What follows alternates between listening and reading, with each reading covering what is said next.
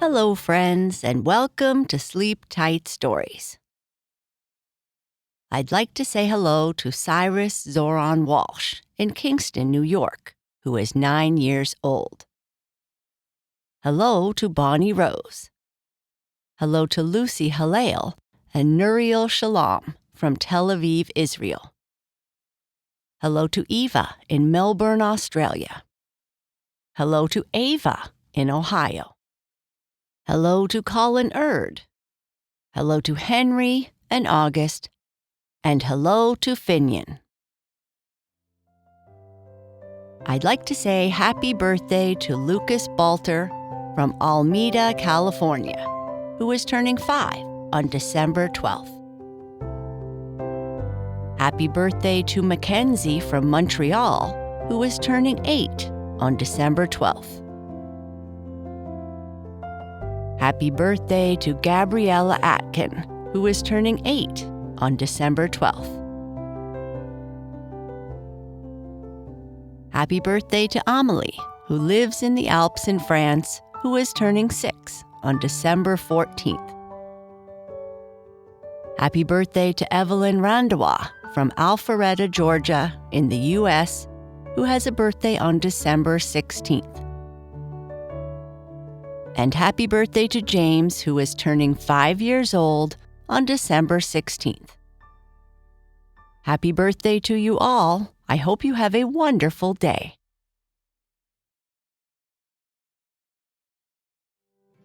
Bernice has arrived home, and it is cold and snowing outside. She has a great new coat that keeps her warm and cozy. And she talks to Papa Bear about how much she appreciates her coat and all the things they do for her. Bernice and Papa Bear talk about traditions that are important at this time of the year and how these can be different for different people. Bernice prepares for the holidays. "Hi, Papa, I'm home," yelled Bernice as she walked in the front door of their small house, closing the door quickly before all the snow from outside blew in the door. "Papa, it's getting super cold outside, and there is snow falling again. Lots of snow. That means snowballs with Bobby tomorrow." "I know, little bear. I was outside making sure the step was clear for you and Mama Bear earlier.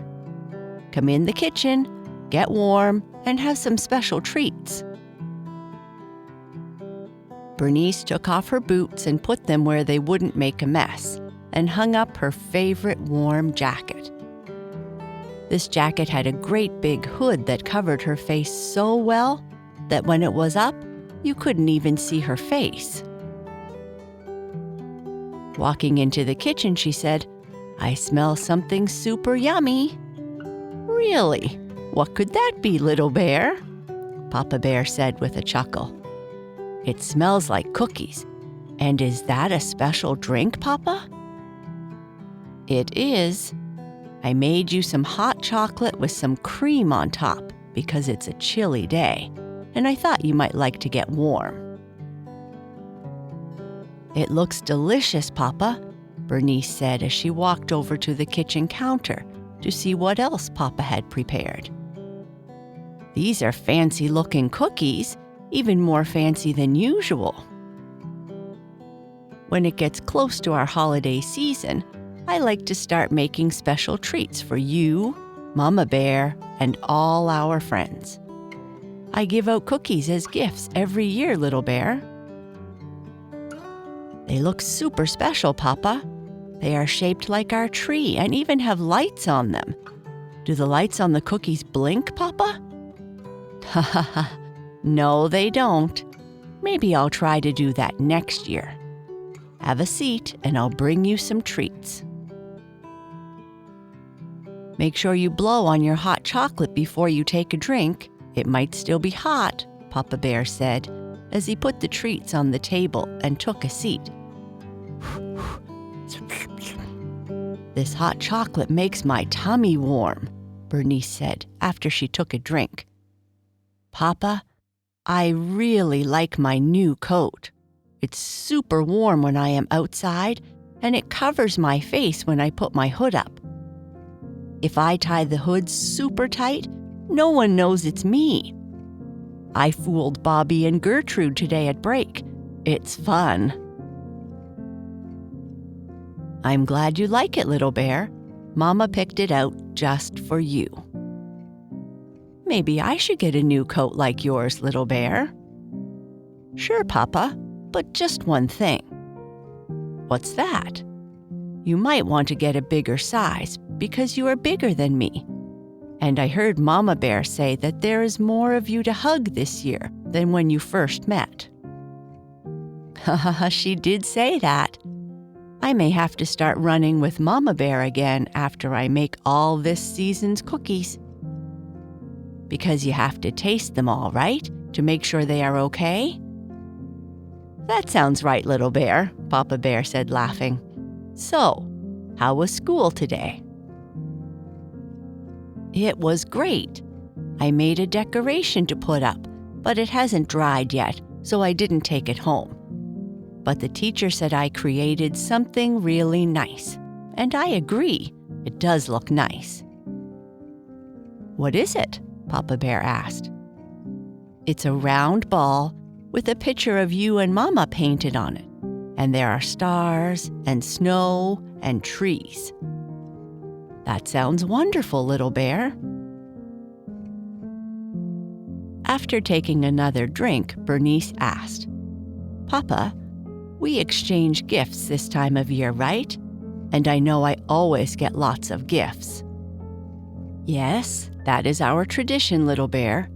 We spend time with family and friends, eat good food, and give each other gifts. But, you see, Bobby said he was getting his Mama and Papa something really fancy this year. And I can't get you and Mama anything fancy. We don't need anything fancy, little bear. It's the thought that goes into the gift that matters most. In fact, Mama and I used to only give each other gifts that we made by hand when we were younger. Your Mama is really talented, so she would make such nice gifts. That's one of the reasons why I started making cookies. It was the only thing that I could make. What was the other reason, Papa? You, little bear. I started baking more when you were old enough to enjoy some afternoon treats. Thank you, Papa. I love your cookies. Gift giving this time of year has a long history, but for your mother and I, it's a fun way to show that we love each other and you. You don't need to spend money on something to show someone that you love them.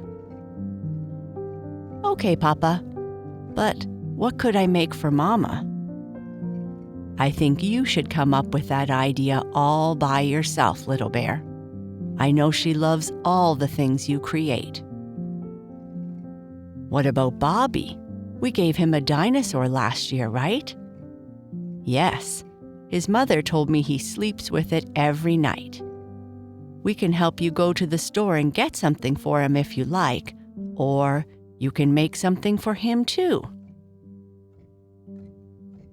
Maybe I can make him a picture of him and me and our favorite dinosaurs, Bernice said.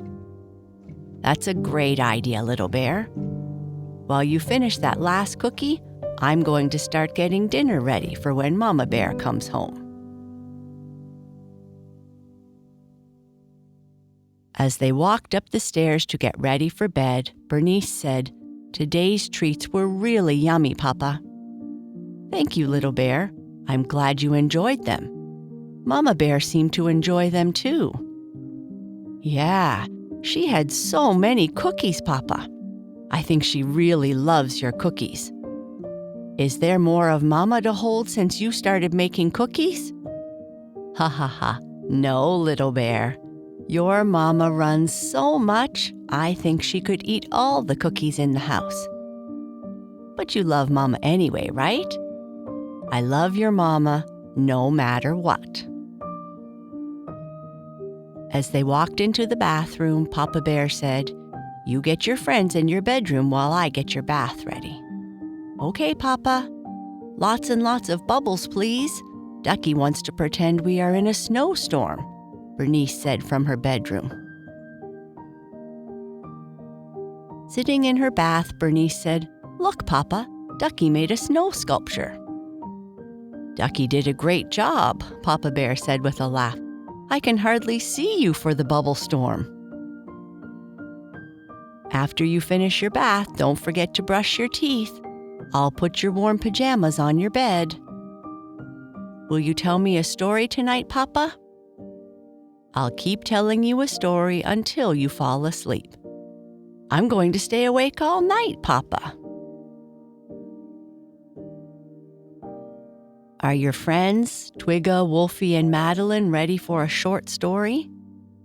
They said they are ready, but could you do something first? "What might that be?" Papa Bear asked with his usual big smile. "Could you give us a great big hug?" 4 big bear hugs coming up.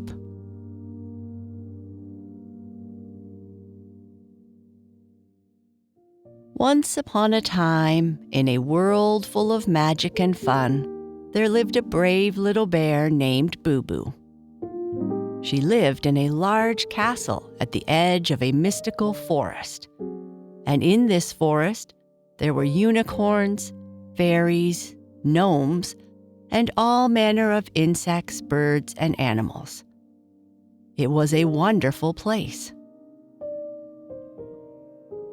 Her best friend was a young dragon called Kai Kai, and they liked to play as much as they could. The kingdom they lived in was full of people who lived in the meadows, those who lived in the hills, and those who lived in the forest, and they all lived in harmony. On this day, BooBoo and Kai Kai were in the castle garden drinking tea and eating some sweet biscuits made by the castle chef, who BooBoo considered her grandmama. "Delicious tea, BooBoo," Kai Kai said. "Is this from the mountains near the river valley?" "I'm not sure, Kai Kai. I would have to ask Grandmama. I'm not as big a tea drinker as you." "That's for sure," Kai Kai said as he took a sip from the large bowl that BooBoo had for him to drink from. "I've been thinking we should get Bixie a present for all the help he has given us so far this cycle. I'm not sure if he gets many presents," BooBoo said in between sips of tea. "That's a good idea. I could fly to the waters off the coast and dive for some rare pearls. That would be a good gift. Or I could fly to the desert region and trade for some precious green jade from the traders there. Of course, I would have to bring something to trade with them," Kai Kai said. "I'm not sure what he would like or what his tradition is for this time of year. We are always busy with family and food and haven't seen him during this time before. He has talked about giving from the heart, but I have 2, so I was always confused," Kai Kai said. "You need to give twice as much," BooBoo laughed. "Can we surprise him by visiting him on our feast day?" BooBoo said. "Maybe the real gift is not seeing his students at all," Kai Kai laughed. "Ha ha ha, you may be right. We can be difficult, I think." "Why don't we bring some food to him and have our own little celebration? A Bixie appreciation feast. I can carry all the food over and bring some dragon candy to share," Kai Kai said.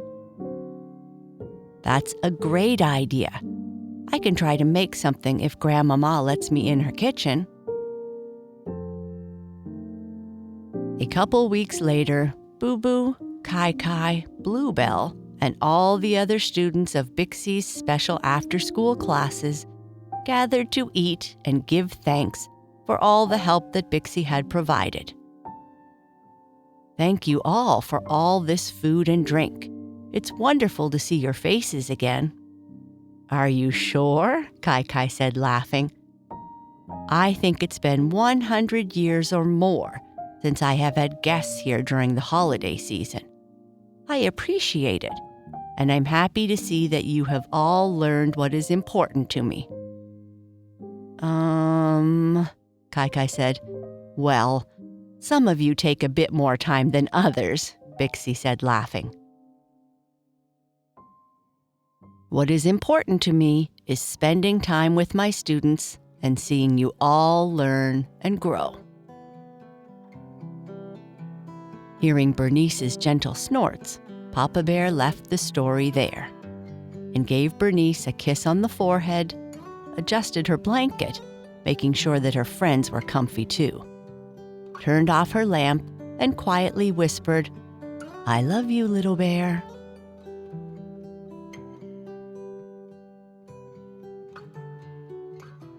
And that is the end of our story. Good night. Sleep tight.